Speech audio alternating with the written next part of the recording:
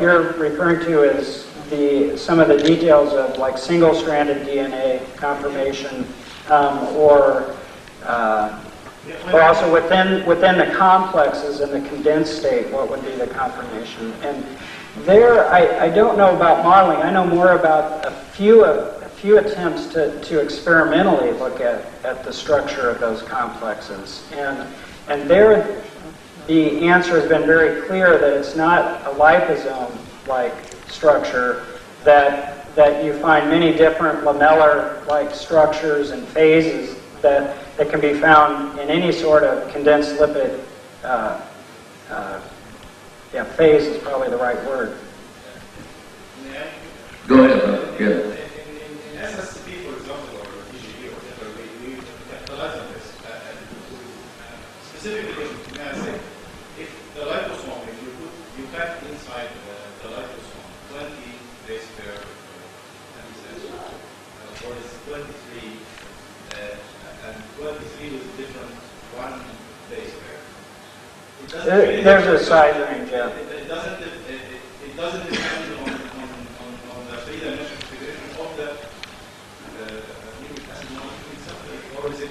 Well, see, usually it's because there's an electrostatic interaction and a condensation of the DNA. So it's not well viewed as an independent DNA molecule that's sort of encapsulated by the carrier. Now, there are examples of that, but for the most part, when you're talking about a cationic carrier that electrostatically condenses the DNA adopts a very different conformation, a condensed conformation, compared to, the double helix, extended double helix that you're used to looking at. And so, certainly with these types of carriers that I've been talking about today, you're in a condensed form with the carrier. No longer does that simple picture apply that you have an independent nucleic acid molecule with a surrounding vehicle. The two interact into a new condensed phase. But regarding the naked DNA, what about the naked DNA? I mean, the way that you project naked DNA. Well, that again, so yeah, if it's like a plasmid, it can be, you can talk about supercoiling and of course structural properties like that, but single-stranded DNA, because it's like a negatively charged polymer, it's an expanded, almost random coil type of conformation that doesn't have a really well-defined atomic level structure. Maggie, did you want to make a comment? Yeah, just a quick comment. Beautiful talk. What's the case of combining several strategies, viral and non-viral, like something like hemagglutinating virus of Japan, like also? Yeah, those have been kind of fun. I found those fun, and actually Steve's talk was interesting.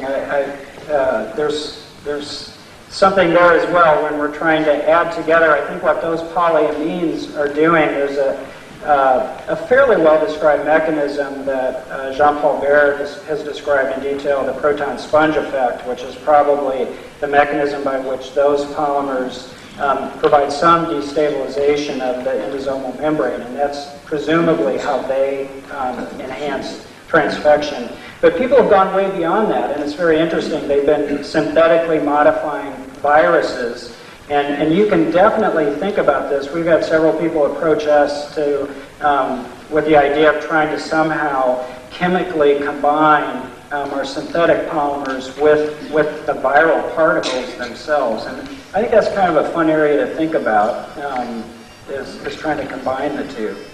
I guess I hadn't really appreciated so much this problem of the right receptors not being around with the viruses.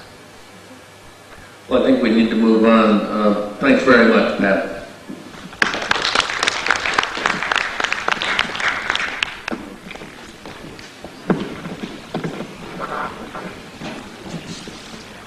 Good morning, everybody.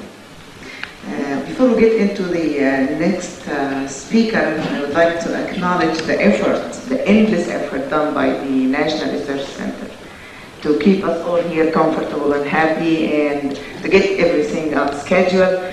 And I would like to acknowledge the effort done by Dr. Osama Shabrawi, Dr. Mona Toki, Dr. Magda Ramzi, and Mr. Ashraf, Mr. Ahmed, Dr. Hatem, and all the people that they have been. Did I forget? Dr. Yahya, that's for sure. Dr. Yahya Zakaria, that he has been working for a whole year to get the schedule going, which I see the effort done here. Thank you very much all for this. Thank you. Our next speaker is Professor Mustafa Al-Awadi. Dr. Mustafa Al-Awadi, I know him for 10 years now. The first time we've seen each other, I think, was in Genetic Engineering Institute at Mubarak City.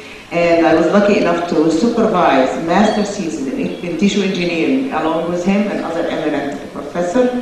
And after that, we came close to know how far Dr. Mustafa Al-Awadi is doing in virus hepatitis. He's very well known with his activity in it, and I know he has several patents, I know that for sure, and he accomplished a lot to the field of virus hepatitis, especially in Egypt. Dr. Mustafa Al-Awadi will speak to us about, he's the head of the Division of Human Genetic Engineering at the National Research Center here. He has a lot of departments under his supervision and a lot of numerous studies and supervised many researchers under his direction. Dr. Mustafa Al-Awadi will speak about a very hard topic here for me. Would you be kind enough to pronounce it, please, sir? Good morning, everybody. Thank you, Mona, for this nice introduction. My talk is going to be not very sophisticated in terms of the delivery systems, but probably it may cover the part that was preliminary to what Pat's title talked about. Pat's title talked about all the ways to deliver DNA, but I'm going to talk about how to design an antisense molecule to stop the replication of hepatitis C virus, and what are the data that we use to depend on to develop these antisense molecules. And the rest of the story should be completed by Pat's title's work. And I thank him very much for all the elaborations he gave about the different delivery systems for the antisense and the small interfering RNA molecules. The reason why I used the HCV for my talk is that HCV is a very big health problem in Egypt and all around the world. It almost affects more than 15% of the Egyptian population, and the current standard therapy for HCV, which is the interferon, is unfortunately disappointing. However, after the pegylation of the interferon and the addition of another drug, which is the ribavirin, so the pegylated interferon plus ribavirin has also been disappointing. The rate of recovery did not exceed 50%. So this has become an enough motivation for many investigators in this country and in other countries to try to develop alternative therapies for HCV. So the very complicated title is just the phosphorothioate oligodeoxynucleotide. We can tentatively call it as antisense molecules or antisense drugs.